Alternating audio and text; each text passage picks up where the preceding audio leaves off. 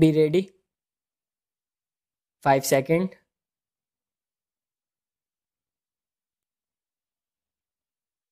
Start. Mr. Vice Chairman, I wish the matter had not come up for discussion in this House in the form in which it has come, because we will be discussing, it appears, the same subject more or less piecemeal in connection with the other two bills as well. What was necessary for the government in this connection was to provide for a general discussion on the report of the Finance Commission, the kind of thing that we have on such reports, and after hearing the views of the members here, they should have formulated a bill. Even if they had formulated the bill earlier, the bill should have been preceded by a discussion on the report. It would then have given us an opportunity of dealing with this rather important subject in our public finance and indeed in our national life. But now we are asked to treat this matter piecemeal and deal with the bill as it comes separately. I say, sir, this would not seem very fair. It is true that we have had two other reports of the Finance Commission and that we have had certain opportunities of discussing the issues raised by the Finance Commission on previous occasions. But that should not have precluded a thorough discussion of the third report, more especially after the experience of the two 5-year plans and generally also after the experience of the states in the matter of public finance and as regards relations between the states and the center. All I can say is that the government does not understand the magnitude of the problem or the urgency or the seriousness of the issues involved. It is possibly because they think that all the state governments are under their control and the state governments would toe the line whatever is laid down from here. Suppose, sir, today a number of states had been outside the control of the same party which controls the central government. Problems would have become acute because conflicts between the state governments controlled by certain other parties and those controlled by the Congress party which controls the central government would have arisen sharply, calling for a thorough discussion and mutual consultation in a different way. Once they can get past whatever they like, and also when it is passed, the states will more or less accept without any protest the dispensation of the center.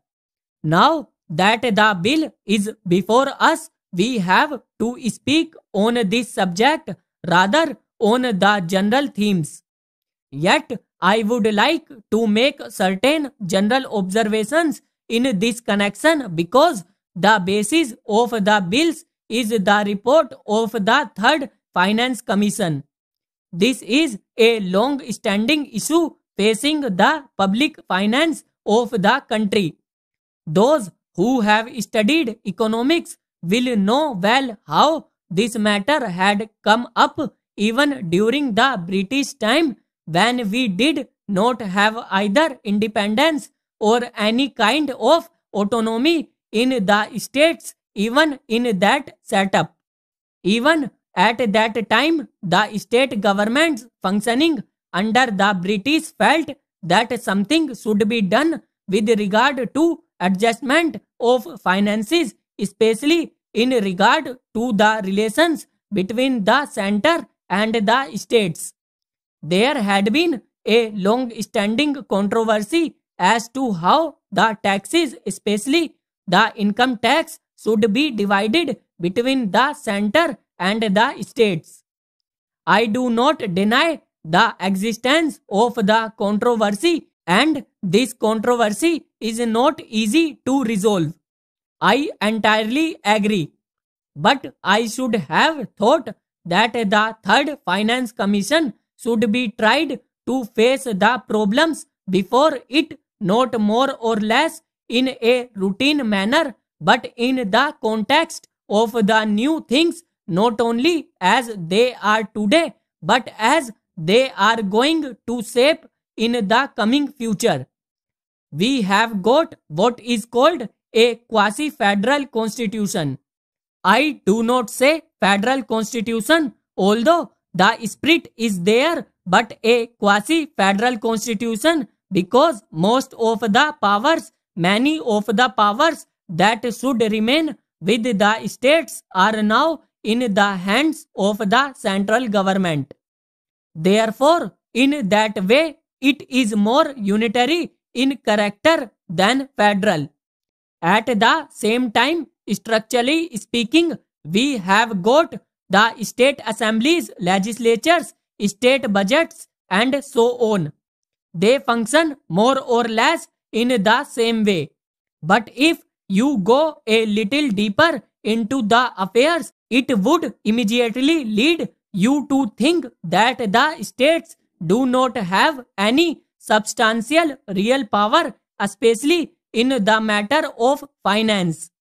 Perhaps at the time when the constitution was framed, this aspect did not figure very much in the minds of the makers of the constitution. We had just become free, and the concept of welding India into a solid nation was uppermost in the minds of those people who framed the constitution and all others as well. In that background, it was quite understandable that it should be the dominant thought as to how to put the different segments of our country into a whole, namely the Indian Union.